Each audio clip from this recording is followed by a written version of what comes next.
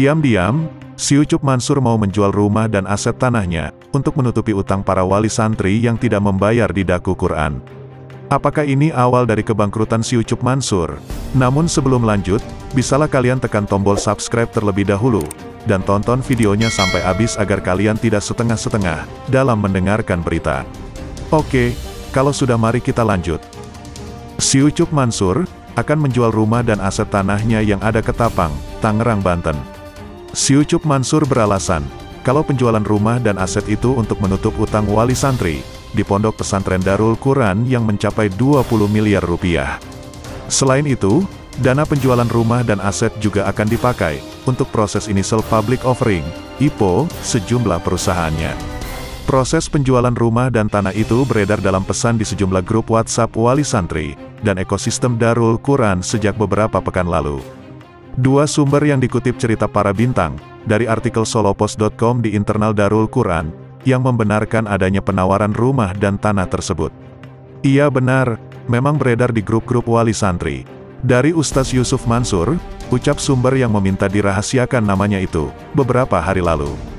Dalam pesan yang beredar itu, si Ucup Mansur menawarkan rumah dan aset tanahnya, hanya untuk orang yang berada di lingkungan Darul Quran. Buat nutup semua hutang wali santri Daku, dari santri berbayar, yang nembus sampai 20 miliar. Hingga akhir Mei tahun 2022 ini. Dan kebutuhan saya dan kami-kami juga memproses semua IPO perusahaan-perusahaan di lingkungan kami, dan beberapa kewajiban kami.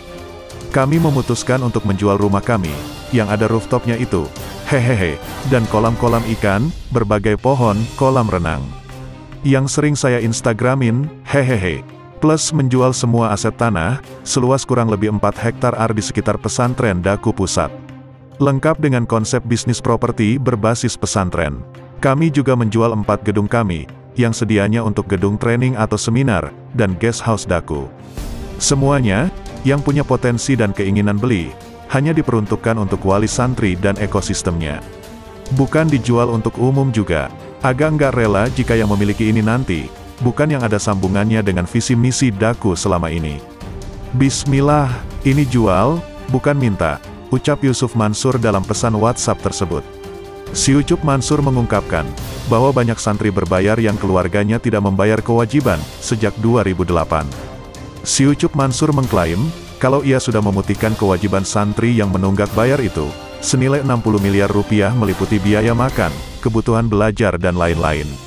Untuk diketahui agar didoakan, dari 2008, santri berbayar, secara banyak benar yang enggak berbayar, jangan ragu dengan Daku, dan jangan ampe enggak percaya, bahwa yang enggak berbayar jumlahnya tetap jauh lebih banyak, insya Allah. Bahwa sampai hari ini, saya, kami, dan Daku sudah memutihkan sekitar 60-an miliar, hutang wali santri berbayar. Di luar yang 20 miliar ini, izin Allah, dan kami ridho dikatain apa aja, oleh wali-wali santri berbayar yang marah-marah, kecewa, dan menunjukkan akhlak yang jauh, dari akhlak seorang wali santri penghafal. Secara anak-anaknya ya udah makan minum, nginep, dan mendapatkan pendidikan berbulan-bulan, bertahun-tahun, ucap Yusuf Mansur. Keadaan kesulitan keuangan, tambah si Ucup Mansur, tidak hanya dialami Ponpes Darul Quran, melainkan juga pesantren berbayar lainnya. Hal itu, merupakan hal yang normal terjadi di banyak tempat di tanah air.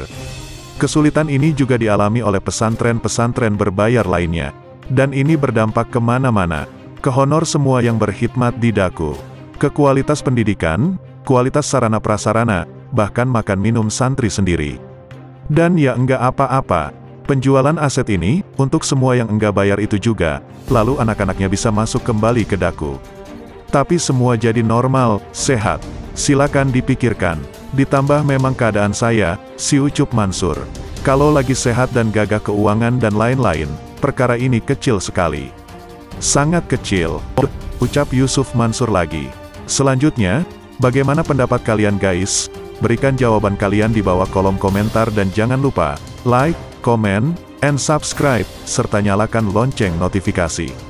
Oke, sampai bertemu lagi di video kami selanjutnya.